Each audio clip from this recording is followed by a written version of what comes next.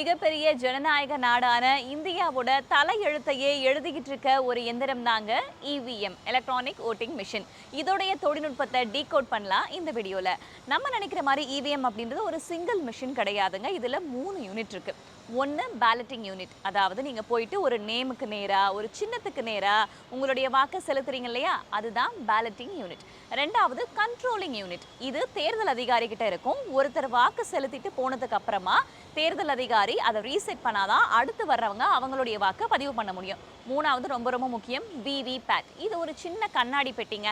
நீங்கள் வாக்கு செலுத்திட்டதுக்கு அப்புறமா நீங்கள் யாருக்கு வாக்களிச்சிங்க, எந்த சின்னத்துக்கு வாக்களிச்சிங்க அப்படின்றத இந்த கண்ணாடி பெட்டிக்குள்ள 7 செகண்ட்ல நீங்கள் பார்த்துக்கலாம். அதுக்கப்புறம் அந்த பேப்பர் உள்ளேயே விழுந்துடும். இந்த மாதிரி மூணுமே சேர்ந்தது தான் இவிஎம் அப்படின்னு சொல்றாங்க.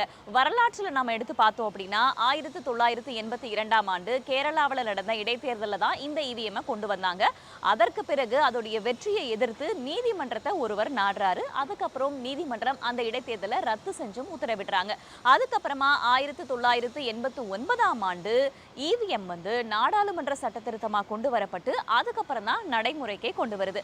சரி, இவிஎம் மூலமா தான் ஓட்டு போட போறீங்க. வர்ற எலெக்ஷன்ல எந்த சின்னத்துக்கு நேரா உங்களுடைய வாக்க பதிவு பண்ண போறீங்க அப்படின்றத கீழே கமெண்ட்ல சொல்லுங்க.